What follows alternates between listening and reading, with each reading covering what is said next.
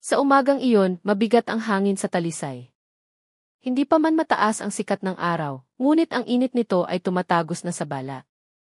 Mula sa isang makipot na eskinita sa likod ng lumang palengke, isang manipis na usok ang pumapailan lang mula sa isang maliit na kainan. Isang maliit na tabla ng kahoy na may simpleng pangalan ang nakasulat, Gotohan ni Aling Loida. Hindi malaki ang kainan, sapat lamang para sa apat na mahahabang mesa at ilang bangkong kahoy. Ngunit tuwing umaga, mahaba na ang pila ng mga tao sa labas ng pinto. Sabi ng marami, ang goto ni Aling Loida ay mailasa na hindi kayang tularan ng sinuman. Ang sabaw nito ay malinamnam at mabango. Tila may kung anong hiwaga na nagpapabalik-balik sa mga parokyano. May mga dumarayo mula sa kabilang baryo para lamang sa isang maliit na mangkok, mga estudyante, mga trooper ng tricycle, hanggang sa mga empleyado ng munisipyo, lahat sila ay nakatikim na nito. Nakatayo si Aling Loida sa likod ng isang malaking kaldero ng kumukulong sabaw. Ang kanyang mukha ay kalmado, ngunit ang mga mata niya ay nagtatago ng isang malalim na lihim. Kumikilos siya ng mabilis at sanay, tulad ng isang taong sinusubukang takpan ang kanyang mga iniisip sa pamamagitan ng pagiging abala. Sa bawat paghampas ng mainit na singaw sa kanyang mukha, may isang anino na dumaraan sa kanyang mga mata. Tila may isang bagay siyang nais kalimutan. 3 buwan nang hindi nakikita ng mga kapitbahay ang kanyang asawa, si Mang Berto. Palaging sinasabi ni Aling Loida na nagpunta ito sa Maynila upang maghanap ng trabaho. Ngunit sa gabi, kapag patay na ang ilaw ng gotohan at nagsisimula ng marinig ang huni ng mga kuliglig, kumakabog ang kanyang dibdib sa tuwing may maririnig siyang mga yabag na dumaraan sa harap ng kanyang bahay. Hindi siya natatakot sa kung sino man, kundi sa tinig sa loob ng kanyang sarili. Sa bayang iyon, mas mabilis kumalat ang tsismis kaysa sa hangin. May nagsasabing tumakas si Mang Berto dahil natalo sa sugal. Mayroon ding bumubulong na may itinatago si Aling Loida sa likod bahay niya. Ngunit walang sinumang nangahas na mag-akusa ng harapan. Lahat ay nanghula lamang habang ninanamnam ang mainit na goto na, sa hindi maipaliwanag na dahilan, ay tila lalong sumasarap. Isang umaga, isang dalagita na nagngangalang Celia ang dumating upang tumulong sa kainan. Isa siyang ulila na nakatira sa kanyang tiyahin sa dulo ng baryo. Si Celia ay masigla at palangiti, kaya naman nagugustuhan siya ng mga customer. Madalas niyang tanungin si Aling Loida kung paano niya nagagawang magluto ng ganoon kasarap na sabaw. Ngumingiti lamang si Aling Loida at sinasabing, nasa puso at pasensya lang yan, hija. Ngunit ang ngiting iyon ay hindi kailanman umabot sa kanyang mga mata.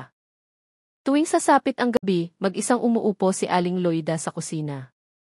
Doon ay may isang lumang balon na bihirang gamitin. Minsan, matagal niyang tinititigan ang balon, pagkatapos ay malalim na mapapabuntong hininga. Alam niyang walang lihim na maaaring itago magpakailanman. Ngunit, araw-araw, patuloy na dumarating ang mga tao sa kanyang gotohan, pinupuri ang lasa nito, at nag-uwi ng mga kwento tungkol sa pinakamasarap na goto sa buong Batangas. Bumuhos ang unang ulan ng Nobyembre ng malakas. Maputik ang mga daan at nabawasan ang mga customer. Mas maagang isinara ni Aling Loida ang kainan. Naglakad siya patungo sa likod bahay habang may dalang maliit na gasera. Sa ilalim ng isang matandang puno ng mangga, ang lupa ay tila bahagyang malubog. Natatakpan ito ng mga damong ligaw na mabilis tumubo pagkatapos ng ulan. Lumuhod siya roon, hinawakan ang lupa gamit ang nanginginig na mga daliri. Pagkatapos ay bumulong siya ng mahina, tila nakikipag-usap sa isang taong hindi nakikita. Patawarin mo ako, Berto. Wala akong pagpipilian. Nilamon ng ulan ang kanyang boses, ngunit ang kanyang mga luha ay pumatak at humalo sa basang lupa. Kinabukasan, muling pinuno ng amoy ng goto ni Aling Loida ang maliit na eskinita. Muling dumating ang mga tao, pinupuri ang lasa na tila lalong naging malinamnam. Masayang humiti si Celia nang makita ang dami ng customer. Ngunit sa gitna ng ingay at sigla, naramdaman ni Aling Loida na unti-unting bumibigat ang kanyang paghinga.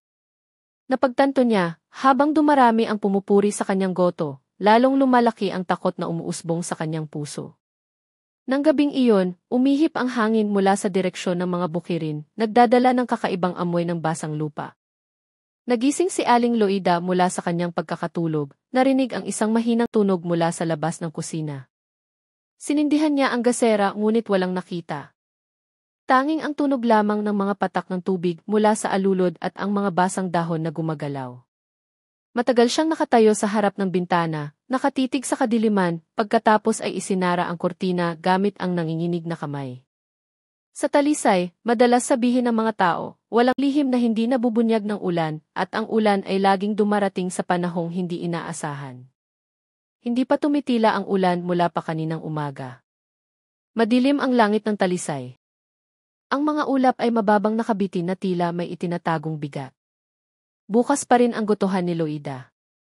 Kahit na hindi kasing dami ng dati ang mga customer, ang patak ng ulan sa yero ay nagbibigay ng kakaibang himig. Ang tubig na tumutulo mula sa butas na bubong ay pumapatak sa isang timba sa sulok ng kusina na may regular na tunog. Dumating si Celia na may dalang sirang payong. Basang-basa ang bahagi ng kanyang damit. Nahihiya siyang umiti nang abutan siya ni Aling Loida ng isang maliit na tuwalya.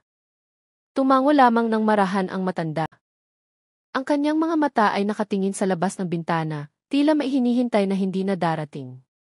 Nang araw na iyon, dalawa lamang ang kanilang customer, isang magtataho at isang bata na nagpabalot ng goto. Pagkaalis nila, naging tahimik ang kainan.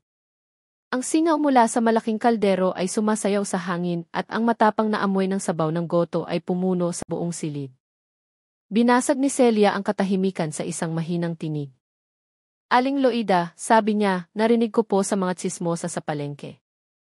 Sabi nila, hindi raw po normal ang sarap ng goto ninyo. May sikreto raw po sa likod nito. Napatawa siya ng bahagya, sinusubukang magbiro, ngunit ang tawa niya ay tunog pilit. Matagal na tinitigan ni Aling Loida ang dalagita, pagkatapos ay ngumiti siya ng walang tunog.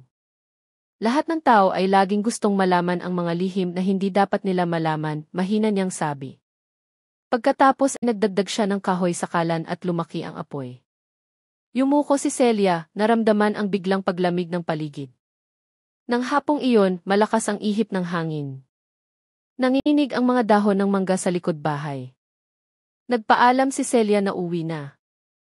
Nakatayo si Aling Loida sa may pinto, pinagmamasdan ang mga hakbang ng dalagita hanggang sa mawala ito sa kanto ng eskinita. Muling nagsimulang bumuhos ang ulan, tumatama sa mga yero na may malakas na tunog. Bumalik si Aling Loida sa kusina. Binuksan niya ang maliit na pinto patungo sa likod bahay. Doon, ang basang lupa ay naglalabas ng malakas na amoy ng kahalumigmigan.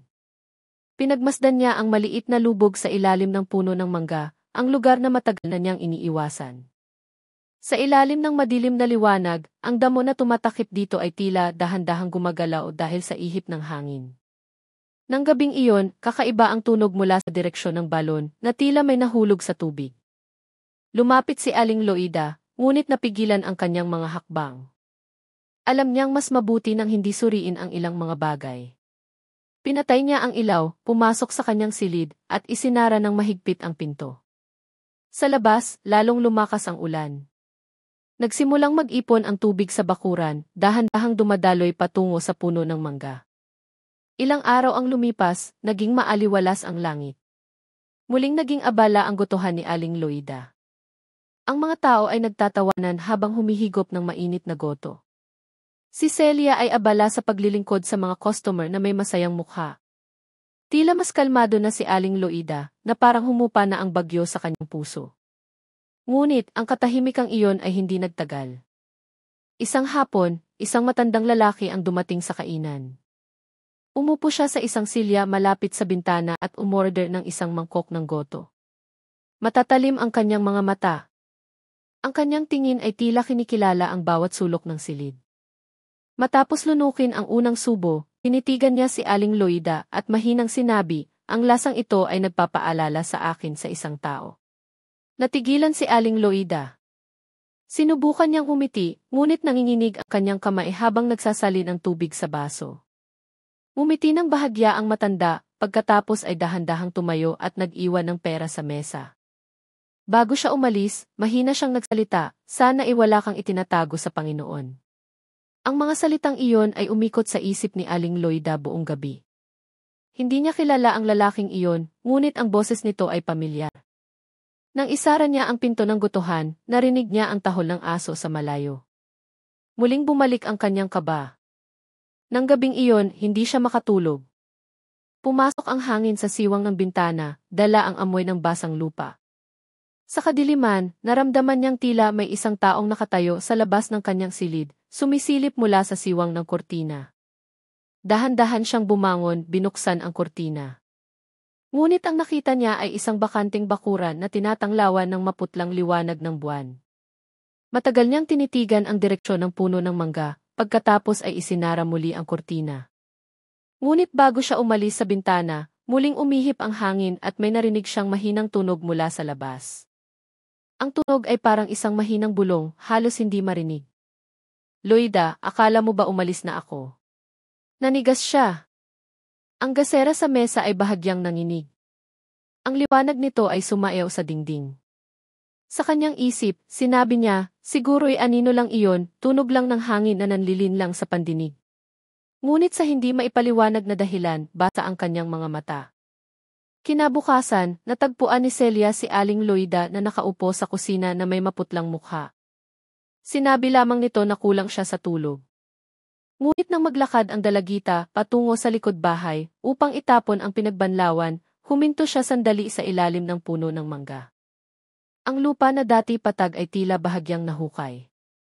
Walang sinabi si Celia. Tumingin siya sandali, pagkatapos ay tumakbo papasok dala ang walang lamang timba. Sa loob, si Aling Loida ay tahimik na nakatayo sa harap ng kalan. Ang maliit na apoy ay nagsisindi pa, at sa hangin ay naamoy ang napakatapang na aroma ng goto. Mas matapang kaysa sa karaniwan. Tumagos ang sikat ng araw sa mga siwang ng yero sa bahay ni Aling Loida. Ang hangin ay mahalumigmig at malamig. Matapos ang magdamag na walang tigil na pag-ulan, sa maliit na kainan, nagsimulang kumalat ang amoy ng sinangag na bawang at sabaw ng baka, na tumatawag sa mga dumadaang parokyano. Mas maagang dumating si Celia sa araw na iyon, dala ang ilang sangkap mula sa palengke. Mukha siyang masigla tulad ng dati, na para bang walang kakaibang nangyayari sa bahay na iyon. Nakaupo si Aling Loida sa isang bangko malapit sa kalan, nakatitig sa malaking kaldero na dahan-dahang kumukulo. Hindi niya namalayan nang ilapag ni Celia ang bawang sa mesa, malayo ang lipad ng kanyang isipan. Ang mga salita ng matandang lalaki ilang araw na ang nakalipas ay patuloy na umalinggaw sa kanyang tainga, sana wala kang itinatago sa Panginoon. Ang pangungusap na iyon ay parang isang panalangin at sumpa ng sabay. Biglang may narinig na mga yabag mula sa harap ng kainan. Isang binatang lalaki ang nakatayo roon, nakasuot ng kupas na jacket at itim na sombrero. Mukha siyang pagod, matalim ang mga mata ngunit palakaibigan. Nagpakilala siya bilang si Ginoong Reyes, isang kawani mula sa barangay na naglilista ng mga negosyante sa paligid ng palengke. Magalang siyang tinanggap ni Aling Loida, kahit na may kaba sa kanyang dibdib. Naghanda si Celia ng isang basong mainit na salabat para sa bisita. Tahimik ang paligid, tanging ang tunog lamang ng kumukulong tubig mula sa kaldero ang naririnig. Binuksan ni Ginoong Reyes ang kanyang maliit na kwaderno, nagsulat ng ilang bagay, pagkatapos ay tumingin sa paligid. Umiti siya at sinabing sikat ang kainan na ito sa buong bayan. Marami ang nagsasabing ang goto ni Aling Loida ang pinakamasarap sa buong Batangas. Bahagyang yumuko si Aling Loida. Ang kanyang mga labi ay bumigkas ng salamat po. Ngunit bago umalis ang lalaki, tinitigan niya ang lupa malapit sa kusina na bahagyang mamasa-masa, pagkatapos ay nagtanong, may luma po bang balon dyan? Kalmadong sumagot si Aling Loida na matagal ang hindi ginagamit ang balon na iyon. Tumango si Ginoong Reyes at nagpaalam na may maliit na ngiti. Ngunit bago humakbang palabas, muli siyang sumulyap sa likod bahay na para bang may itinatago sa kanyang isipan. Nang hapong iyon, tumulong si Celia sa paglilinis ng kusina. Hindi niya mapigilang magtanong, Aling Loida, sino po yung lalaki kanina? Sandaling nanigas ang mukha ni Aling Loida, pagkatapos ay mahinang sumagot, siguro ay taga-barangay lang. Ngunit sa kanyang puso, alam niyang may papalapit na, isang bagay na magbubukas ng mga lumang sugat. Nang gabing iyon, hindi makatulog si Aling Loida. Narinig niya ang mahinang katok sa dingding na parang may tumatawag mula sa labas. Bumangon siya, sinindihan ang gasera at naglakad patungo sa kusina. Walang sinuman doon. Tanging ang ihip ng hangin na dumadaan sa siwang ng bintana. Ngunit nang lumapit siya sa direksyon ng balon, naramdaman niya ang hindi pangkaraniwang lamig. Sa ilalim ng balon, may maririnig na lagaslas ng tubig. Tahimik na tumayo si Aling Loida at bumulong ng mahina, "Berto, ikaw ba yan?" Walang sagot. Tanging ang alinggaw lamang ng kanyang sariling boses ang bumalik. Pumikit siya, sinusubukang pakalmahin ang sarili. Kinabukasan, nagsimulang kumalat ang balita sa palengke na may isang lalaking nagpakilalang kapatid ni Mang Berto na dumating upang hanapin ang kanyang kuya. Kakauwi lang daw nito mula sa Saudi Arabia matapos ang matagal na pagtatrabaho sa ibang bansa. Muling nagbulungan ang mga tao, binabanggit ang pangalan ni Aling Loida na may tono ng pag-usisa. Nang tanghaling iyon, nang malapit nang magsara ang kainan, isang lalaki ang dumating. Ang kanyang mukha ay matigas at may bahagyang pagkakahawig kay Berto. Nagpakilala siya bilang si Dario, ang kapatid ni Berto. Ang kanyang boses ay matatag ngunit magalang. Sinabi niyang matagal na siyang walang balita sa kanyang kapatid at gusto niyang malaman kung may alam si Aling Loida. Ilang sandali siyang natahimik. Napakahigpit ng pagkakahawak niya sa sandok na halos manginig ito. Sinabi niyang pumunta si Berto sa Maynila 3 buwan na ang nakalipas at hindi pa bumabalik. Tinitigan siya ng matalim ni Dario na para bang hinahanap ang katotohanan sa likod ng kanyang kalmadong mukha. Matapos ang ilang minuto, magalang na nagpaalam ang lalaki. Ngunit bago lumabas, sinabi niyang babalik siya bukas kasama ang isang kaibigan mula sa pulisya upang magtanong pa. Ang mga salitang iyon ay nagpabilis ng tibok ng puso ni Aling Loida. Unti-unting dumilim. Isinara ni Aling Loida ang pinto, umupo sa isang silya sa kusina, at tinitigan ang nagbabagang uling na malapit ng maubos. Sumagi sa kanyang isipan ang mukha ni Berto, kasama ang lahat ng mga away at iyak na dating pumulo sa bahay na iyon. Naalala niya ang gabi kung kailan natapos ang lahat, nang isara ng galit ang pinto ng pasensya. Tumulo ang kanyang mga luha nang hindi niya namamalayan. Alam niyang paubos na ang kanyang oras. Ang kanyang inilibing ay hindi na maitatago magpakailanman. Sa labas, muling umihip ang hangin. Ang puno ng mangga sa likod bahay ay marahang kumaluskos. Sa mahabang ihip ng hangin, tila narinig ni Aling Loida ang mga yabag na papalapit. Dahan-dahan ngunit tiyak. Kalahati pa lamang ng araw ang nakikita ng buksan ni Celia ang pinto ng kainan. Ang hangin sa umaga ay malambot, ngunit may kakaibang amoy na nagmumula sa likod bahay. Huminto siya sandali, sinusubukang hanapin ang pinagmulan nito, pagkatapos ay umiling at pumasok sa kusina. Nakaupo si Aling Loida malapit sa kalan. Maputla ang kanyang mukha. Hindi pa niya sinisindihan ang apoy, samantalang karaniwan ng kumukulo na ang sabaw ng goto sa mga oras na iyon. Tiningnan siya ni Celia nang may pag-aalala at tinanong kung may sakit ba siya. Umiti lamang ng bahagya si Aling Loida at sinabing kulang lang siya sa tulog. Sa araw na iyon, mas kaunti ang dumating na customer kaysa sa karaniwan. Nagsimulang mag-usap ang mga tao sa palengke tungkol sa kapatid ni Berto na bumalik sa bayan. Sinasabi rin nilang madalas makita si Ginoong Reyes mula sa barangay sa paligid ng eskinita na iyon na para bang may inoobserbahan. Hindi masyadong naiintindihan ni Celia, ngunit naramdaman niya ang hindi pangkaraniwang tensyon. Bago magtanghali, may narinig na mga yabag mula sa harap. 2 lalaki ang dumating. Isa sa kanila ay si Dario, at sa tabi niya ay nakatayo si Ginoong Reyes. Magalang silang bumati, ngunit matalim ang kanilang mga tingin. Pinaupo sila ni Aling Loida at inalok na mainit na salabat. Ilang sandaling naging tahimik ang paligid. Binuksan ni Ginoong Reyes ang kanyang kwaderno at nagsimulang magtanong kung kailan huling nakita ni Aling Loida ang kanyang asawa, tungkol sa mga gawin ni Berto, at kung nag-away ba sila. Mahina ang sagot ni Aling Loida sa lahat ng tanong, sinusubukang magmukhang kalmado, ngunit ang kanyang nanginginig na mga kamay sa ilalim ng mesa ay nagbubunyag ng kaba na kanyang itinatago. Pagkatapos ay humingi ng pahintulot si Ginoong Reyes na tingnan ang likod bahay. Napalunok si Aling Loida, pagkatapos ay marahang tumango. Sabay silang lumabas. Ang lupa sa ilalim ng puno ng mangga ay maputik. Basa ang damo dahil sa ulan kagabi. Matagal itong tinitigan ni Dario, pagkatapos ay mahinang sinabi na ang punong iyon ay si Berto mismo ang nagtanim. Nakatayo si Celia sa kusina, nagmamasid mula sa bintana. Naramdaman niyang tila pinipigan ng hangin ang kanyang dibdib.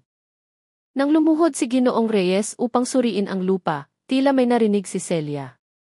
Isang mahinang tunog, parang isang daing na nagmumula sa ilalim ng lupa. Hinawakan niya ang kanyang dibdib, bumilis ang tibok ng kanyang puso. Matapos ang ilang minuto, tumayo si Ginoong Reyes at sinabing babalik sila bukas, kasama ang mga taga-munisipyo, upang suriin pa. Tumango lamang si Aling Loida nang walang imik. Pagkaalis nila, nanghihinang napaupo siya sa sahig ng kusina. Lumapit si Celia at tinanong kung ano ang nangyari. Ngunit sinabi lamang ni Aling Loida na hindi lahat ng bagay sa mundo ay maipapaliwanag sa salita. Mabilis na dumating ang gabi. Malakas ang ihip ng hangin mula sa bukirin, nagpapanginig sa mga dahon sa bakuran. Sinindihan ni Aling Loida ang gasera at umupo sa isang silya sa kusina. Tinitigan niya ang saradong pinto sa likod. Ngunit ang anino mula sa siwang sa ilalim ng pinto ay nagpanginig sa kanyang puso. Naramdaman niyang tila may isang taong nakatayo sa labas, tahimik na nakatingin sa loob. Dahan-dahan siyang tumayo at binuksan ang pinto. Agad na pumasok ang malamig na hangin, dala ang malakas na amoy ng basang lupa. Walang sinuman doon. Ngunit nang humakbang siya palabas, tumama ang kanyang mga paa sa malambot na lupa na tila pumipintig. Tumingin siya sa ibaba at nakita ang tubig ulan na dahan-dahang dumadaloy sa paligid ng maliit na lubog sa ilalim ng puno ng mangga. Muli niyang narinig ang tunog. Sa pagkakataong ito, mas malinaw. Isang mabigat at paos na boses na tila nagmumula sa ilalim ng lupa. Loida, bakit mo ito ginawa? Nanginginig ang katawan ni Aling Loida. Lumuhod siya at tinakpan ang kanyang mga tainga. Ngunit hindi nawala ang boses. Umiyak siya habang mahinang sinasabi na hindi niya iyon sinasadya, na gusto lang niyang matahimik, na gusto lang niyang matigil ang pananakit. Kumidlat sa malayo, panandali ang nagliwanag ang bakuran. Sa puting liwanag na iyon, tila nakita ni Aling Loida ang anino ng isang tao na nakatayo malapit sa puno ng mangga, nakatitig sa kanya ng walang imik. Napasigaw siya ng mahina, napaupo, pagkatapos ay tumakbo papasok sa bahay. Nang gabing iyon, hindi siya natulog. Hinayaan niyang nakasindi ang gasera sa kusina hanggang umaga. Sa tuwing ipipikit niya ang kanyang mga mata, lumalabas ang mukha ni Berto na may parehong galit na tingin tulad ng huling gabi nila. Nang dumating ang bukang liwayway, tahimik na nakaupo si Aling Loida sa silya. Namamaga ang kanyang mga mata. Alam niyang darating muli ngayon si Ginoong Reyes at si Dario, at marahil pagkatapos ng araw na ito, wala nang lihim na maitatago pa. Maulap ang kalangitan sa talisay. Isang manipis na hamog ang nakabitin sa pagitan ng mga puno at mas malamig ang hangin kaysa karaniwan. Mas maagang dumating si Celia, ngunit kakaiba ang pakiramdam sa bahay ni Aling Loida. Sarado pa rin ang pinto ng kainan. Walang tunog ng kaldero o amoy ng bawang na karaniwang sumasalubong. Mahina siyang tumawag, ngunit walang sagot. Nang sa wakas ay bumukas ang pinto, lumitaw si Aling Loida na may maputlang mukha at namamagang mga mata. Mahina niyang sinabi na hindi sila magbubukas ngayon. Itatanong sana ni Celia kung bakit, ngunit bago pa siya makapagsalita, mula sa dulo ng eskinita ay may nakitang dalawang taong papalapit. Sila ay si Ginoong Reyes at si Dario, kasama ang dalawang kawani mula sa munisipyo. Pinanood sila ni Aling Loida na papalapit, tulad ng isang taong alam na kung ano ang mangyayari. Nanginginig ang kanyang kamay habang binubuksan ang maliit na tarangkahan sa harap ng bahay. Bumati sila at magalang na pumasok. Ang katahimikan ay pumuno sa hangin sa pagitan nila.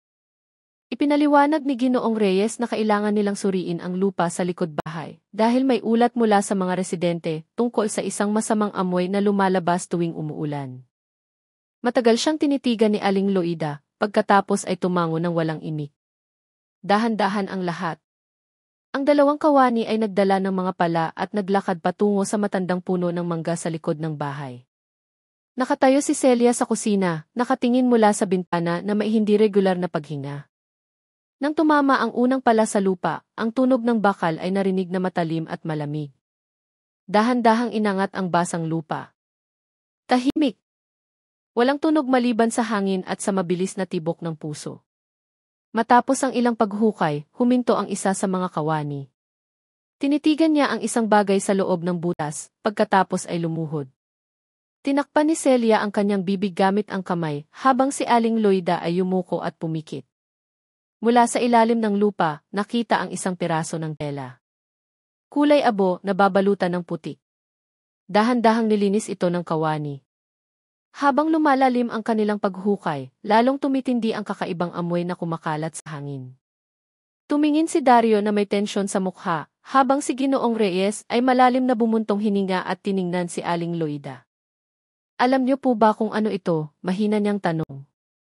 Nanginginig ang boses ni Aling Loida. Lumuhod siya sa lupa, dumaloy ang mga luha ng walang tunog.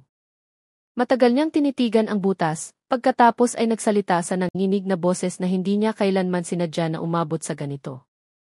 Gusto lang niyang matigil ang pananakit, gusto lang niyang mabuhay ng payapa. Ngunit sa gabing iyon, nagbago ang lahat.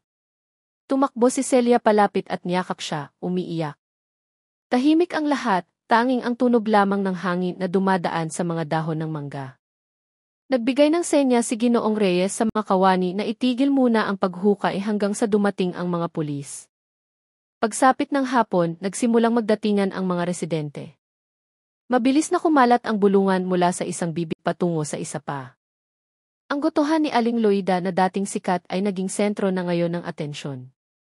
Ang mga tao ay nakatayo sa harap ng bakod, nakatingin na maihalong takot at pag-uusisa. Nang dumating ang sasakyan ng pulis, lalong tumindi ang tensyon. Naglagay sila ng dilaw na linya sa paligid ng bakuran. Nakaupo si Aling Loida sa isang bangkong kahoy, blanko ang mukha. Sa kanyang isipan, ang boses ni Berto ay patuloy na umalinggaw, tulad ng isang tawag mula sa nakaraan na hindi kailanman tumitigil. Naalala niya ang gabing iyon. Ang gabi ng malakas na ulan at ang tunog ng kulog na tumakip sa mga sigaw. Dumating si Berto na lasing, nanuntok, nag-akusa at nang insulto. Naalala niya ang takot na maihalong galit na sa huli ay nagtulak sa kanyang mga kamay na gawin ang bagay na hindi niya kailanman inakala. Matapos manahimik ang lahat, ang ulan lamang ang naging saksi. Hinukay niya ang lupa sa ilalim ng puno ng mangga gamit ang sariling mga kamay, tinakpan ang pagkakasala ng basang lupa at luha. Ngayon, lahat ay muling nabuksan. Wala na siyang maitatago.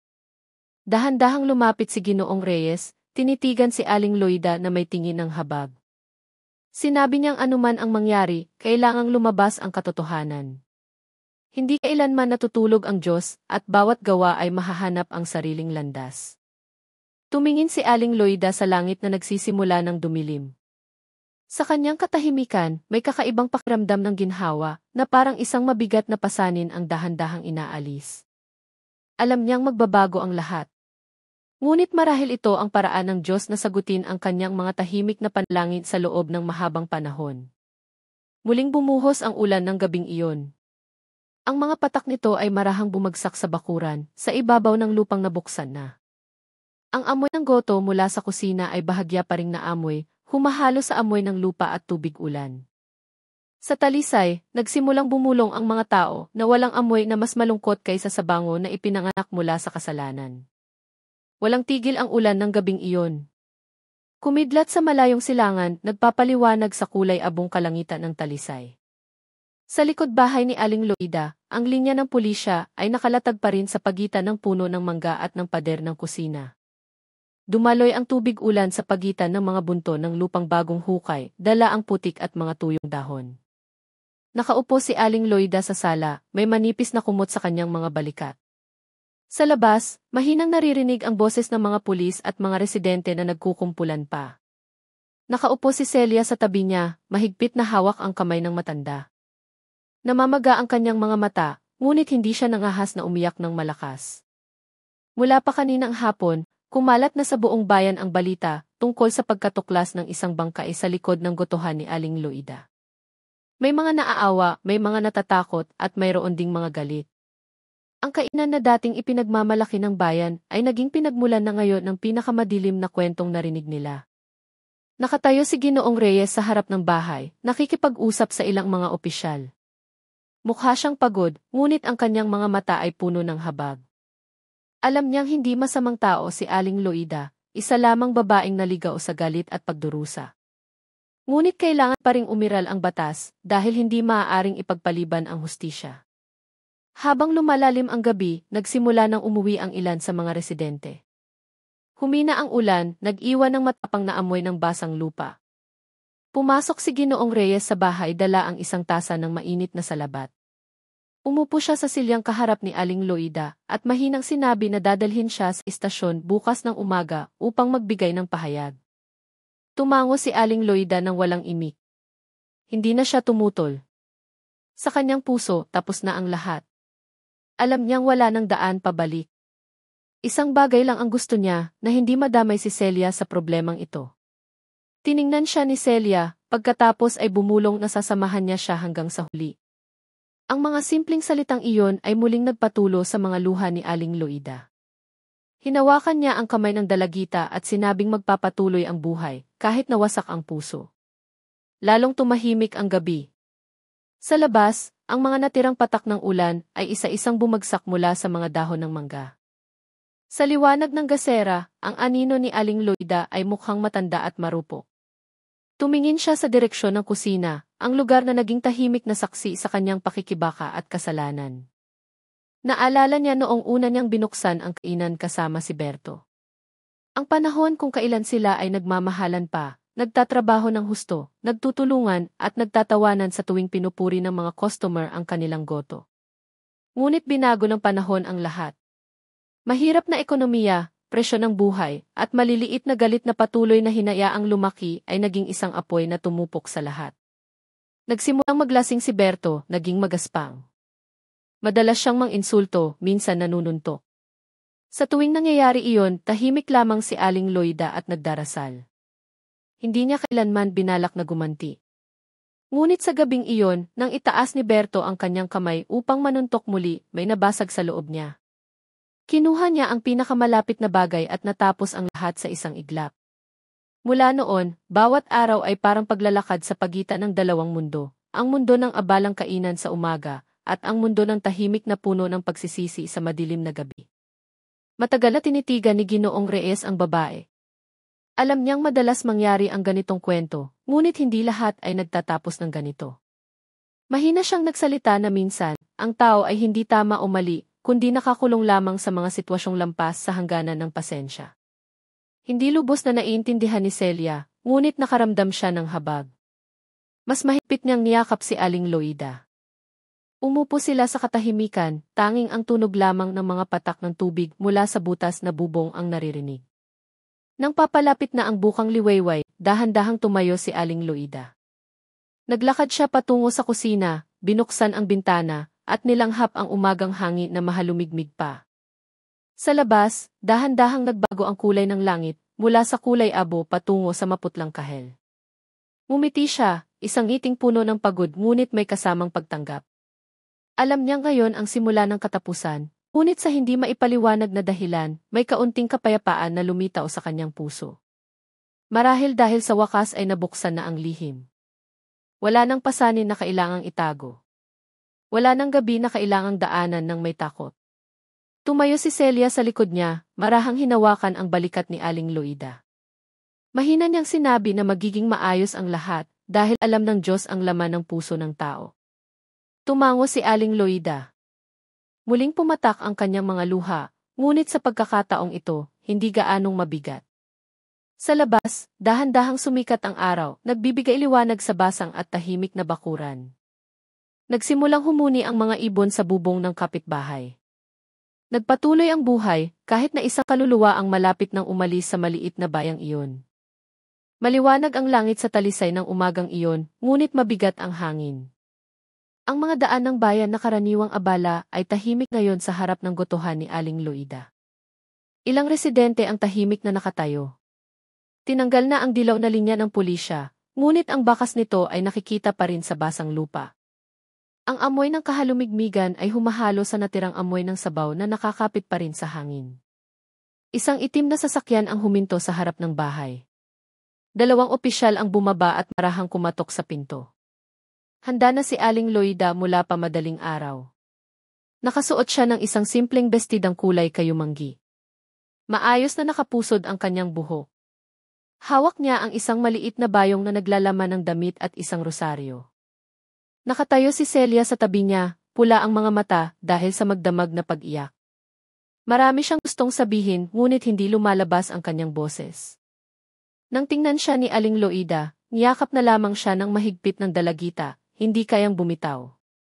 Marahang hinaplos ni Aling Loida ang buhok ni Celia. Sinabi niyang ang buhay ay laging may sariling landas at ang tao ay maaari lamang itong lakbayin ng may bukas na puso. Ibinulong niyang huwag matakot si Celia, na alagaan ang kainan kahit wala na siya. Nagbigay ng senyas ang opisyal na oras na. Marahang tumango si Aling Loida at lumabas. Ang mga residenteng naghihintay sa labas ay yumuko nang dumaan siya. Walang nangahas na magsalita, walang naghagis ng paninirang puri. Sa halip, lumitaw ang isang malalim na pakiramdam ng habag at lungkot. Nakatayo si Ginoong Reyes malapit sa sasakyan, tinitingnan ang babae ng may paggalang. Nagbigay siya ng maliit na bati at sinabing masakit talaga ang katotohanan, ngunit sa pamamagitan lamang nito makakahanap ng kapayapaan ang tao. Ngumiti ng bahagya si Aling Loida at sumagot na matagal na niyang hinihintay ang araw na ito. Bago pumasok sa sasakyan, lumingon siya muli sa kanyang kainan.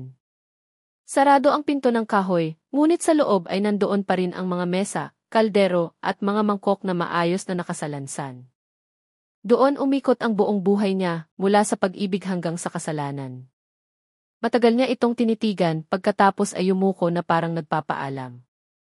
Dahan-dahang umalis ang sasakyan sa makipot na eskinita. Nakatayo si Celia sa harap ng bahay, pinapanood hanggang sa mawala ang anino ng sasakyan sa kanto. Pumatak ang kanyang mga luha nang hindi namamalayan. Alam niyang hindi na magiging pareho ang kanyang buhay. Ang kainan ay nag-iwan na lamang ng mga alaala at kalungkutan.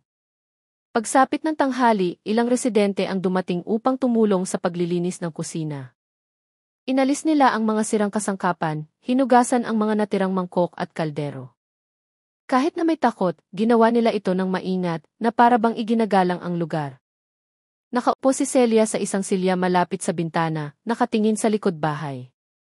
Tahimik na nakatayo ang matandang puno ng mangga. Ang mga dahon nito ay nagpapatak ng mga natirang ulan ng gabi. Tuwing titingin siya roon, sumisikip ang dibdib ni Celia. Naalala niya ang malambing na boses ni Aling Loida na laging nagtuturo sa kanya ng pasensya, pati na rin ang maliit na tawa na hindi na niya maririnig. Pagsapit ng hapon, muling dumating si Ginoong Reyes. Nakipag-usap siya sa ilang residente, pagkatapos ay lumapit kay Celia. Umupo siya sa silyang harap at mahinang sinabi na nasa mabuting kalagayan si Aling Loida. Hindi siya tumutol sa anuman, humiling lamang ng isang bagay na huwag tuluyang isara ang kainan. Tiningnan siya ni Celia ng may pagtataka. Ipinagpatuloy ni Ginoong Reyes na gusto ni Aling Loida na manatiling buhay ang lugar na iyon, upang ang amoy ng goto at ang tawa ng mga customer ay patuloy na pumuno sa maliit na eskinita, hindi ang mga bulungan tungkol sa kasalanan. Naniniwala siyang bawat pagkakamali ng tao ay maaaring matubos, hindi sa pagtakas, kundi sa bagong kabutihan. Ang mga salitang iyon ay nagpayuko kay Celia ng matagal. Naramdaman niyang tila isang malaking pasanin ang biglang napunta sa kanyang mga balikat. Ngunit sa likod ng takot, lumitaw ang isang maliit at mainit na sigasig. Alam niyang ipinagkatiwala ni Aling Loida ang huling pag-asa sa kanya. Nang gabing iyon, muling naging tahimik ang bayan ng Talisay. Isang kalahating buwan ang nakabitin sa langit.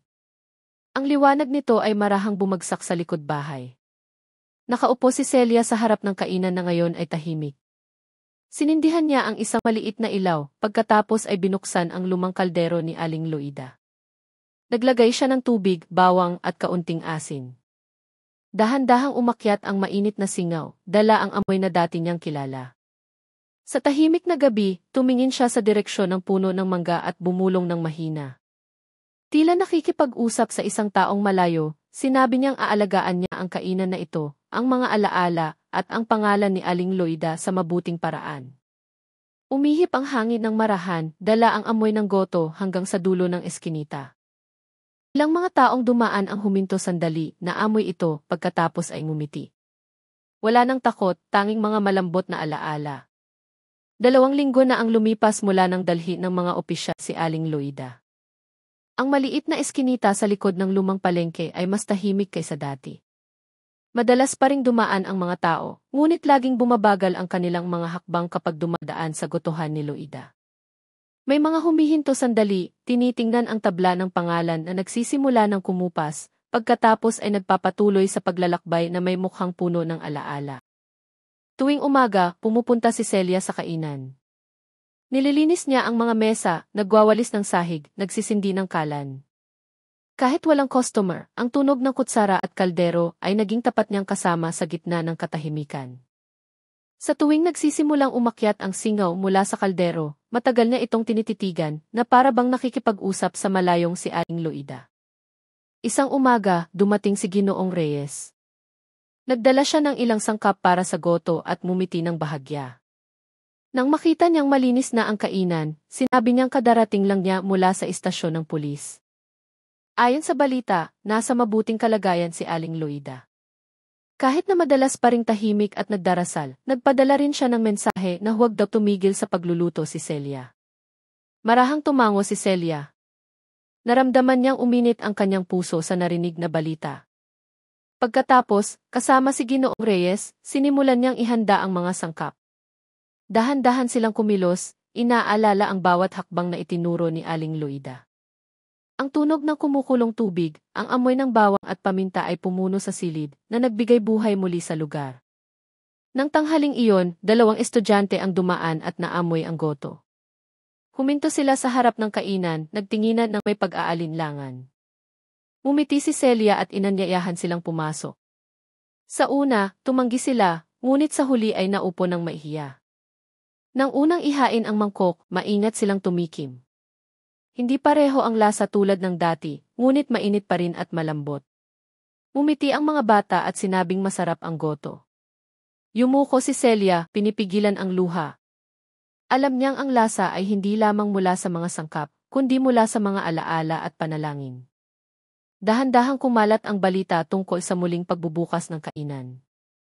Ilang araw ang lumipas, mas maraming tao ang dumating. May mga gusto lang tumingin, may mga talagang kumain.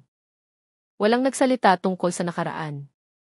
Lahat ay tahimik na nakaupo, ninanamnam ang isang mangkok ng mainit na goto sa ilalim ng maliit na nakabiting ilaw. Sa gitna ng abala, madalas magsulat ng liham si Celia para kay Aling Loida. Ikinuwento niya kung paano unti-unting nabuhay muli ang kainan, kung paano nagsimulang umiti muli ang mga tao. Isinulat din niya ang tungkol sa puno ng mangga sa likod bahay na ngayon ay namumunga ng sagana, na parang ang kalikasan ay nagbibigay na rin ng kapatawaran. Isang hapon, nang malapit nang bumaba ang araw, dumating si Dario. Mas kalmado na ang kanyang mukha kumpara noong una siyang dumating. Umupo siya sa isang bangko sa harap at umorder ng isang mangkok ng goto. Kinakabahang inihain ito ni Celia. Dahan-dahang kumain ang lalaki, pagkatapos ay tiningnan ang malaking kaldero sa kusina. Sinabi niyang sa una ay galit siya, ngunit matapos marinig ang lahat, napagtanto niyang hindi laging itim at puti ang buhay. Si Berto ay kapatid niya, ngunit alam niyang matigas at magaspang ang ugali nito. Hindi niya maisip kung anong pagdurusa ang dinanas ni Aling Loida sa loob ng maraming taon. Ngayon, umaasa na lamang siyang magtatapos ang lahat ng payapa. Ang mga salitang iyon ay nagpatahimik kay Celia. Nakita niya ang pagod ngunit tapat na mukha ni Dario. Sa kanyang puso, naramdaman niyang tila unti-unting naaalis ang pasanin na bumabalot sa kanilang bayan. Pagsapit ng gabi, muling dumating si Ginoong Reyes. Umupo siya malapit sa bintana habang pinagmamasdan ang mga taong nagsisimulang kumain ng payapa. Mahina siyang nagsalita kay Celia na ito ang maliit na himala ng katapatan. Masakit ang katotohanan, ngunit mula roon ay ipinapanganak ang pagkakataong magsimula muli. Ngumiti si Celia. Tumingin siya sa langit na nagsisimula ng dumilim. Ang ilaw sa kainan ay marahang sumisindi, nagbibigay liwanag sa mga payapang mukha ng mga customer. Sa labas, dala ng hangin ng gabi ang amoy ng sabaw ng goto na umaabot hanggang sa dulo ng eskinita. Wala nang mga bulong ng takot, tanging mga mahinang usapan at maliliit na tawa. Nang malapit nang magsara ang kainan, tumayo si Celia sa likod bahay. Tinitigan niya ang matandang puno ng mangga. Ang mga dahon nito ay marahang nanginginig sa ihip ng hangin. Itinaas niya ang kanyang kamay, hinawakan ang puno, at bumulong na nagbago na ang lahat. wala nang takot, tanging panalangin para sa kapayapaan. Bago umuwi ng gabing iyon, nagsulat si Celia ng isang pangungusap sa kanyang kwaderno. Isinulat niyang maaaring bumagsak ang tao ng napakalalim, ngunit laging may daan pabalik, basta't handang aminin ang pagkakamali at magsimula muli ng may malinis na puso. Isinara niya ang libro, pinatay ang gasera, pagkatapos ay tiningnan ang kainan na ngayon ay tahimik. Sa katahimikan, naramdaman niyang tila narinig niya ang malambing na boses ni Aling Loida na nagsasabing ang buhay ay hindi para pagsisihan, kundi para unawain. Lumipas ang mga araw, naging linggo. Lumipas ang mga linggo, naging buwan. Nagsimula ng humupa ang tag-ulan. Mas uminit ang hangin sa talisay. Ang gotohan ni Aling Loida ay tuluyan ng nabuhay muli. Tuwing umaga, binubuksan ni Celia ang pinto ng kahoy ng may magaan na puso. Ang amoy ng sabaw, bawang at dahon ng sibuyas ay pumuno sa hangin tulad ng dati. Ngunit sa kanyang puso, laging may isang pangalan na hindi nawawala, Aling Loida. Nagsusulat si Celia ng liham bawat linggo. Ipinapadala niya ito sa pamamagitan ni Ginoong Reyes na paminsan-minsan ay pumupunta sa lungsod para sa mga opisyal na gawain.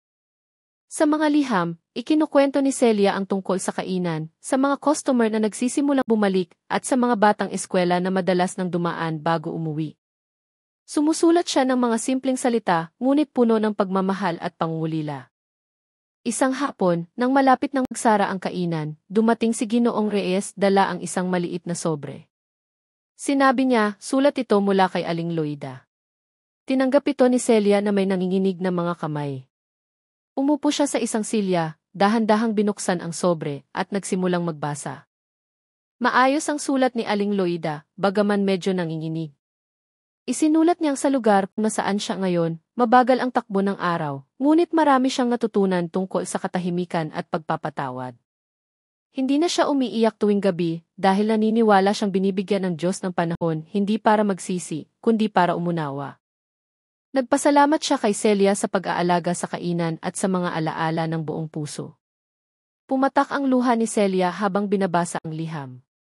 Sa bawat salita, ramdam niya ang init ng isang ina na nangungulila sa kanyang tahanan.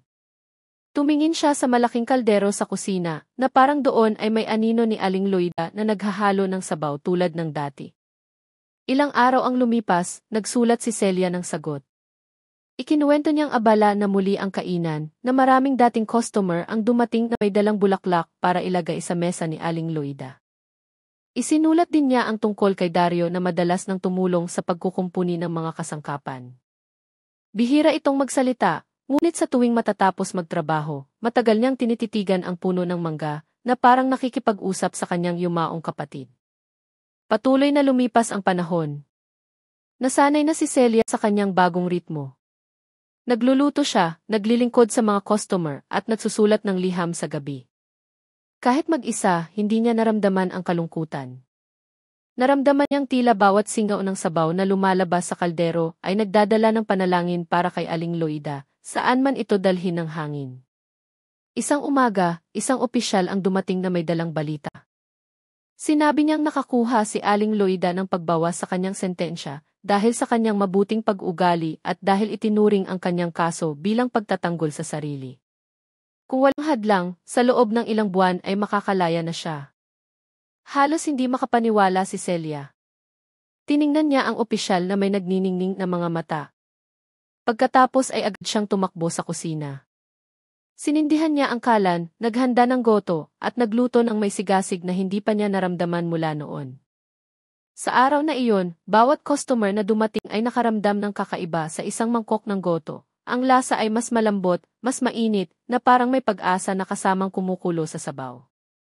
Nang hapong iyon, muli siyang nagsulat ng liham. Sumulat siya na may nanginginig na kamay dahil sa kaligayahan. Sinabi niyang naghihintay ang buong bayan sa pag-uwi ni Aling Loida, na wala ng galit, tanging pangungulila at pag-unawa. Isinulat niyang ang puno ng mangga sa likod bahay ay puno na ngayon ng mga batang bunga, isang tanda ng bagong buhay na tumutubo sa lumang lupa. Sa kanyang malayong lugar, natanggap ni Aling Loida ang liham. Binasa niya ito sa ilalim ng madilim na ilaw. Habang nakangiti, pumatak ang kanyang mga luha. Hindi dahil sa lungkot, kundi dahil sa malalim na pasasalamat. Tumingin siya sa labas ng maliit na bintana sa kanyang silid, nakita ang kulay kahel na langit sa hapon. Inisip niya ang amoy ng goto at ang tawa ng mga customer na dati niyang naririnig tuwing umaga. Nagdasal siya ng matagal ng gabing iyon. Humingi siya ng tawad para sa nakaraan at nagpasalamat sa pagkakataong ibinigay pa sa kanya. Naniniwala siyang inihanda ng Diyos ang isang magandang daan pa uwi, hindi para gantihan ang nakaraan, kundi para isara ito ng may kapayapaan. Ilang linggo ang lumipas, muling binalot ng mahinang ulan ang kalangitan ng Talisay. Sa maliit na kainan, nakatingin si Celia sa labas ng bintana, pinapanood ang mga patak ng tubig na bumabagsak sa lupa. Ngumiti siya at mahinang nagsalita, na para bang nakikipag-usap sa isang taong malayo, "Aling Loida, dumating na po muli ang unang ulan. Baka malapit na rin po kayong umuwi." At sa hindi maipaliwanag na dahilan, sa sandaling iyon, naramdaman niyang may init na dumampi sa kanyang balikat. Umihip ang hangin ng marahan mula sa direksyon ng puno ng mangga, dala ang isang napakapamilyar na amoy. Ang amoy ng tahanan. Asul na asul ang langit, malinis at walang ulap. Ang hangin sa umaga ay nagdala ng amoy ng basang lupa mula sa mga bukirin na kadarating lang ng patubig. Sa gotohan ni Aling Loida, abala si Celia sa paghahanda ng mga sangkap. Ang kanyang mukha ay masaya, ang kanyang mga mata ay nagniningning na parang isang taong naghihintay ng isang napakahalagang bagay. Halos kalahating taon na mula nang umalis si Aling Loida. Sa panahong iyon, maraming nagbago sa maliit na bayang iyon. Hindi na nagbubulungan ng may takot ang mga tao kapag dumadaan sa kainan, kundi ngumingiti at bumabati. Ang gotohan ni Aling Loida ay kilala na ngayon hindi dahil sa madilim na kwento nito, kundi dahil sa katapatan ng isang dalaga na nag-aalaga sa pamana ng lasa at alaala. Inayos ni Celia ang mga mangkok sa isang estanteng kahoy, tinitiyak na malinis ang lahat. Sa dingding ng kainan, nakasabit ang isang maliit na larawan ni Aling Loida na nakangiti, kinunan maraming taon na ang nakalipas ng isang customer na ngayon ay nakatira na sa ibang bansa. Sa ilalim ng larawan ay may isang maliit na sulat kamay na isinulat ni Celia. Isang simpleng pangungusap na nagsasabing, ang lugar na ito ay itinayo dahil sa pag-ibig, hindi dahil sa kasalanan. Dumating si Ginoong Reyes ng umagang iyon, dala ang balitang pinakahihintay. Sinabi niyang bukas ng umaga ay uwi na si Aling Loida. Tiningnan siya ni Celia na may namumuong luha sa mga mata. Tinakpan niya ang kanyang bibig, pinipigilan ang iyak ng kaligayahan, pagkatapos ay agad na tumakbo sa kusina upang maghanda. Sa araw na iyon, ang buong bayan ay naging abala. Ilang mga ina ang dumating upang tumulong sa pagluluto. Ang mga bata ay naglinis ng eskinita. Maging si Dario ay sumali sa pagpipinta muli ng pangalan ng kainan. Lahat ay nagtatrabaho ng walang gaanong salita, ngunit sa kanilang mga mukha ay makikita ang init at pag-asa. Tila lahat sila ay gustong salubungin hindi lamang ang isang babae, kundi pati na rin ang pagkakataong ayusin ang isang bagay sa kanilang mga puso. Pagsapit ng hapon, marahang bumuhos ang ulan, malambot ang mga patak, hindi malakas. Tila gusto lang bumati. Ang puno ng mangga sa likod bahay ay marahang gumalaw. Ang mga dahon nito ay nagpatak ng malinaw na tubig. Nakatayo si Celia sa ilalim ng bubong ng kusina, nakatingin sa puno. Sa kanyang puso, naramdaman niyang tila lahat ng lumang sugat ay dahan-dahang nililinis ng ulan na iyon. Dumating ang gabi ng payapa. Sa maliit na kainan, sinindihan ni Celia ang gasera at naghanda ng masa para sa goto. Dahan-dahan ang kanyang mga kilos, ngunit bawat galaw ay puno ng kahulugan. Naalala niya kung gaano kadalas siyang tinuruan ni Aling Loida na huwag magluto ng nagmamadali dahil ang mabuting lasa ay ipinapanganak mula sa isang matiyagang puso. Matapos, umupo siya sa isang silya malapit sa bintana, nakatingin sa langit ng gabi. Lumitaw ang mga bituin sa pagitan ng manipis na ulap. Sumulat siya ng huling liham para kay Aling Loida, hindi para ipadala, kundi para basahin niya mismo mamaya kapag bumalik na ang matanda. Sa liham, isinulat niyang naghihintay ang bayang ito, na wala ng galit, tanging pag-unawa. Isinulat niyang ang kainan na dating ipinanganak mula sa kasalanan ay ngayon ay lumago bilang isang lugar ng kapatawaran. Kinabukasan, ang huni ng manok ay bumasag sa katahimikan. Mas maaga nang nagising si Celia, inihahanda ang malaking kaldero sa kalan. Payapang nag-aapoy ang apoy, nagsisimulang kumulo ang tubig. Ang amoy ng sabaw ng baka, bawang at paminta ay pumuno sa silid. Inayos niya ang mga mesa, nagsabit ng bagong tela sa harap ng pinto, at naglagay ng isang bungkos ng sampagita sa sulok ng kusina. Nang magsimulang sumikat ang araw, may narinig na tunog ng sasakyan mula sa dulo ng eskinita. Tumayo si Celia sa harap ng kainan, nakatingin sa makipot na daan. Huminto ang sasakyan sa harap. Bumukas ang pinto at mula sa loob ay lumabas ang isang babae na may marahang mga hakbang. Mukha siyang mas matanda, ngunit ang kanyang mga mata ay malambot pa rin tulad ng dati. Nakatayo si Aling Loida doon, nakasuot ng simpleng puting hijab. Matagal niyang tinitigan ang kanyang kainan. Nanginginig ang kanyang kamay, ang kanyang mga labi ay marahang bumubulong na parang nagdarasal. Ang mga taong nagkumpulan ay yumuko ng may paggalang. Walang palakpakan, walang sigawan, tanging isang magandang katahimikan. Tumakbo si Celia palapit at niyakap siya ng mahigpit. Bumuhos ang kanyang iyak sa balikat ni Aling Loida. At sa unang pagkakataon pagkatapos ng mahabang panahon, umiyak din ang matanda. Ngunit sa pagkakataong ito, hindi dahil sa pagkakasala, kundi dahil sa pasasalamat. Nakatayo si Ginoong Reyes hindi kalayuan, tinitingnan silang dalawa na may maliit na ngiti. Nandoon din si Dario, nakayuko sa katahimikan. Pagkatapos ay lumapit siya at kinamayan si Aling Loida na may nanginginig na kamay. Sinabi niyang pinapatawad na niya at umaasang payapa na rin ang kanyang kapatid sa kabilang buhay. Tumango si Aling Loida, muling pumatak ang kanyang mga luha. Tumagos ang sikat ng araw sa mga dahon, lumilikha ng kislap sa mga natirang tubig ulan sa lupa. Ang sinag ay tumama mismo sa pangalan ng kainan. Ang sulat na gotohan ni Aling Loida ay malinaw nakikita sa ilalim ng liwanag ng umaga. Sa unang pagkakataon pagkatapos ng mahabang panahon, muling pinuno ng amoy ng goto ang maliit na eskinita sa Talisay. Hindi na may kwento ng takot, kundi may kwento ng katapangan upang magpatawad at magsimula muli. Iba ang pakiramdam ng umaga sa Talisay. Matapos ang maraming taon, muling narinig ang ingay ng mga customer sa maliit na eskinita. Ang gotohan ni Aling Loida ay bukas na ngayon ng malapad, at mula sa kusina ay lumalabas ang amoy ng sabaw na nagpapainit sa puso ng sinumang dumadaan. Sa harap, ang mga silyang kahoy na dati maalikabok ay laging puno.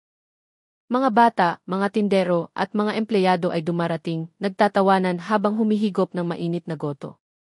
Nakatayo si Aling Loida sa likod ng malaking kaldero tulad ng dati, ngunit sa pagkakataong ito, hindi siya nag-iisa. Nakatayo si Celia sa tabi niya, tumutulong ng mabilis. Ang kanilang mga kamay ay kumikilos ng sabay, na parang hindi sila kailanman pinaghiwalay ng panahon. Paminsan-minsan, nagpapalitan sila ng ngiti. Isang ngiting puno ng kahulugan. Ang ngiti ng mga taong minsang bumagsak at ngayon ay muling nakatayo.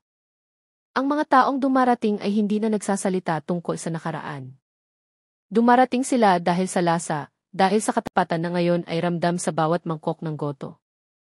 May kakaiba sa kainan na iyon, isang bagay na hindi nakikita ngunit nararamdaman. Bawat taong umuupo roon ay umuuwi na may mas payapang puso. Halos bawat hapon ay dumarating si Dario.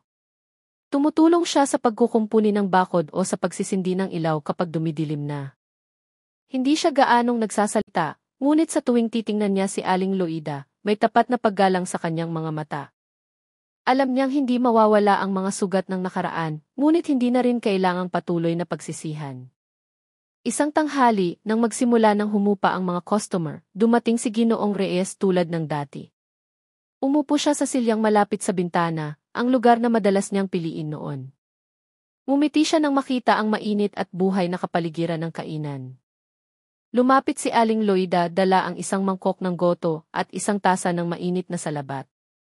Sinabi ni Ginoong Reyes na kakaiba talaga ang buhay. Dati, pumupunta siya sa lugar na ito na may pagdududa. Ngayon, pumupunta siya na may kapayapaan. Umiti si Aling Loida at mahinang sumagot na may sariling paraan ang Diyos upang gabayan ang tao pauwi. Minsan sa pamamagitan ng luha, minsan sa pamamagitan ng sakit, ngunit laging patungo sa kabutihan.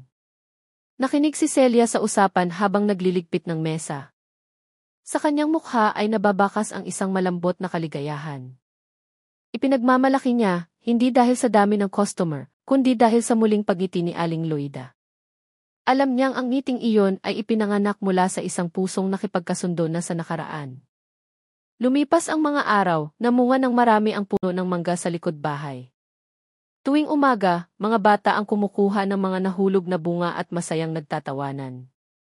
Madalas tumayo si Aling Loida malapit sa bintana ng kusina, pinapanood silang maglaro. Hindi na siya natatakot sa punong iyon. Para sa kanya, ang puno ay hindi na simbolo ng kasalanan, kundi tanda ng bagong buhay. Isang hapon, natagpuan ni Celia si Aling Loida na nakaupo sa isang bangko sa labas, nakatingin sa langit na kulay gintong kahel. Nagdala siya ng 2 tasa ng tsaa at umupo sa tabi niya. Ilang sandaling nanahimik sila, ninanamnam lamang ang tunog ng kalikasan at ang ingay ng mga bata sa malayo. Sinabi ni Aling Loida na madalas niyang iniisip si Berto. Hindi na siya galit, hindi na rin nagsisisi. Umaasa na lamang siyang payapa na ang kanyang kaluluwa, at sana ipatawarin sila pareho ng Diyos. Hinawakan ni Celia ang kamay ni Aling Loida, at sinabing bawat tao ay may karapatan sa pangalawang pagkakataon, maging ang mga yumao na. Basa ang mga mata ni Aling Loida, ngunit ngumiti siya. Sinabi niyang para na niyang tunay na anak si Celia. Kung wala ang dalagita, marahil ay hindi siya makakayanan. Yumuko si Celia ng may hiya, pagkatapos ay tumawa ng bahagya, habang sinasabing ginagawa lamang niya ang itinuro ni Aling Loida, magluto ng may puso at magpatawad ng may kaluwagan. Nang dumating ang gabi, mas maagang isinara ang kainan. Mula sa kusina, naririnig pa rin ang tunog ng kumukulong tubig. Nakatayo si Aling Loida doon, tinitingnan ang malaking kaldero ng may malalim na pasasalamat. Marahan niyang tinapik ang kamay ni Celia at sinabing ang tunay na lasa ng bawat mangkok ng goto ay hindi nagmumula sa karne o mga sangkap, kundi sa isang pusong tapat. Tumango si Celia. Alam niyang ang mga salitang iyon ay hindi lamang tungkol sa pagluluto, kundi tungkol sa buhay. Na bawat pagkakamali ay maaaring maging aral, bawat sugat ay maaaring maging lakas, at bawat luha ay maaaring maging simula ng isang bagong ngiti. Sa labas, dala ng hangin ang malambot na amoy ng sabaw sa buong eskinita. Ang mga taong dumadaan ay tumitingin sa kainan habang nakangiti. Walang nakakaalam kung gaano karaming kwento ang nakatago sa likod ng amoy na iyon, ngunit lahat ay nararamdaman ang init nito. Lalong tumahimik ang gabi. Mula sa malayo, marahang narinig ang kampana para sa orasyon, binabalot ang bayan ng kapayapaan. Tumingin si Aling Loida sa langit, pumikit at tahimik na nagdasal. Sa kanyang puso, alam niyang kahit hindi mabubura ang nakaraan, laging maaaring ayusin ang hinaharap. At sa ilalim ng malambot na liwanag ng buwan, muling tumayo ang gotohan ni Aling Loida. Hindi bilang isang lugar ng kasalanan, kundi bilang isang lugar ng kapatawaran, katapatan, at bagong pag-asa para sa sinumang darating. Mabilis ang takbo ng panahon sa bayan ng Talisay. Nagpalit ang mga panahon, unti-unting tumanda ang mga dating mukha, at ang mga bata ay mga binata't dalaga na. Ngunit sa maliit na eskinita sa likod ng lumang palengke, isang bagay ang hindi nagbago, ang amoy ng goto na lumalabas sa maliit na kainan na may nakasulat na, Gotohan ni Aling Loida. Si Celia ngayon ay 35 taong gulang na. Ang kanyang mukha ay malambot, ang kanyang mga mata ay malinaw tulad ng dati. Ang kanyang buhok ay madalas na nakatali ng simple, at ang kanyang ngiti ay laging nagpapakalma sa sinumang darating. Pinapatakbo niya ang kainan sa parehong paraan na itinuro ni Aling Loida, puno ng pasensya, walang pagmamadali at may malinis na puso. Tuwing umaga, sinisindihan niya ang kalan, pinapakulo ang tubig, inihahanda ang mga sangkap, at pagkatapos ay binubuksan ang pinto ng kainan habang bumibigkas ng isang maikling panalangin. Naniniwalang bawat araw ay isang pagkakataon upang gumawa ng mabuti. Ang gotohan ni Aling Loida ay hindi na lamang kilala sa bayan, kundi hanggang sa mga kalapit na lugar. Dumarating ang mga tao mula sa malayo, hindi lamang para kumain, kundi para marinig ang kwento tungkol sa babaeng minsan ay lumaban sa kasalanan at natagpuan ang daan pauwi. Hindi kailanman itinago ni Celia ang kwentong iyon. Ikinukwento niya ito ng mahinahon sa mga nagtatanong, nang walang dagdag o bawas. Lagi niyang sinasabi na ang kainan na ito ay nakatayo, hindi dahil sa swerte, kundi dahil sa kapatawaran. Nasa likod ng masarap na lasa, may panalangin mula sa isang taong minsan ay nadapa ngunit bumangon ng may katapangan. At sa tuwing siya ay nagkukwento, nagiging tahimik ang paligid sa kainan, na parang lahat ay nakatingin sa nakaraan gamit ang mga mata ng puso. Isang umaga, isang dalagita ang dumating upang mag-apply ng trabaho. Ang pangalan niya ay Rina, isang ulila mula sa kabilang baryo. Ang kanyang mukha ay nagpapaalala kay Celia sa kanyang sarili noon. Tinanggap niya ang dalagita ng walang maraming tanong. Sa loob ng ilang araw, mabilis na natuto si Rina. Mabilis ang kanyang mga kamay, malambing ang kanyang boses, at laging nagniningning ang kanyang mga mata kapag naririnig ang kwento tungkol kay Aling Loida. Naramdaman ni Celia na tila nakikita niya ang nakaraan na muling nabuhay. Madalas niyang sabihin kay Rina na sa bawat mangkok ng goto na inihahain, dapat may kaunting pag-ibig at kaunting kapatawaran dahil ang dalawang bagay na iyon ang nagpapainit at nagpapakalma sa lasa. Isang hapon, matapos umalis ang huling customer, umupo sina Celia at Rina sa harap ng kainan. Dahan-dahang lumubog ang araw sa likod ng mga bubong, kinukulayan ang langit ng malambot na kahel. Tumingin si Celia sa direksyon ng puno ng mangga na nakatayo pa ring matatag sa likod bahay. Ang puno ay lalong lumaki, mayabong ang mga dahon at marami ang bunga. Mahina niyang sinabi na ang punong iyon ay naging saksi sa lahat, mula sa kasalanan, iyak, hanggang sa panalangin. Ngunit ngayon, ang puno ay naging tanda ng buhay. Itinuturo nitong bawat sugat ay maaaring maging isang lugar na masisilungan kung didiligan ng katapatan. Nakinig si Rina na may nagniningning na mga mata. Naramdaman niyang tila nakikinig siya sa isang kwento mula sa isang lumang aklat, isang kwentong hindi nakasulat ngunit nabubuhay sa puso ng mabubuting tao. Dahan-dahang dumilim. Isinara ang kainan, ngunit ang amoy ng goto ay nananatili pa rin sa hangin. Umupo sandali si Celia sa silyang malapit sa bintana, pumikit. Inisip niya si Aling Loida na nakangiti sa kusina tulad ng dati, tinatapik ang kanyang balikat, sinasabing tama ang kanyang ginawa. Taon-taon, sa araw ng pagpanaw ni Aling Loida, nagdarao si Celia ng isang maliit na padasal. Iniimbitahan niya ang mga kapitbahay, nagluluto ng goto at sabay-sabay na nagdarasal. Walang kalungkutan sa okasyong iyon, tanging pasasalamat. Dumarating ang mga tao na may dalang bulaklak, inilalagay ito sa ilalim ng puno ng mangga, pagkatapos ay umuupo sa kainan habang nagbabahagi ng mga kwento tungkol sa kanilang buhay. Si Ginoong Rahmat, na ngayon ay matanda na, paminsan-minsan ay dumarating pa rin. Pumuputi na ang kanyang buhok, ngunit pareho pa rin ang kanyang ngiti. Madalas niyang sabihin na sa tuwing naaamoy niya ang goto mula sa kainan, nagiging payapa ang kanyang puso. Alam niyang buhay pa rin ang panalangin ni Aling Loida sa hangin ng kanilang bayan. Nakinig si Celia habang nakatingin sa langit ng gabi. Sa kanyang mga mata, tila mas malapit ang mga bituin na parang ang mundo at ang langit ay pinaghihiwalay lamang ng hininga at panalangin. Sinabi niya sa kanyang sarili na ang buhay ay hindi tungkol sa haba ng panahon, kundi sa kung ano ang iniiwan natin sa puso ng iba. At sa maliit na eskinita na iyon, sa gitna ng liwanag ng gasera at huni ng mga kuliglig, nanatiling nakatayo ang gotohan ni Aling Loida. Ang lasa sa bawat mangkok nito ay hindi lamang mula sa mga sangkap at karne, kundi mula sa isang mahabang kwento ng isang taong nagkamali, humingi ng tawad, at natagpuan ang kapayapaan sa dulo ng paglalakbay. Ang kwentong ito ay nagtuturo na mula sa pagkakamali ay maaaring isilang ang kapatawaran, mula sa pagdurusa ay maaaring lumago ang pag-ibig, at mula sa madilim na nakaraan ay maaaring lumitaw ang isang walang hanggang liwanag.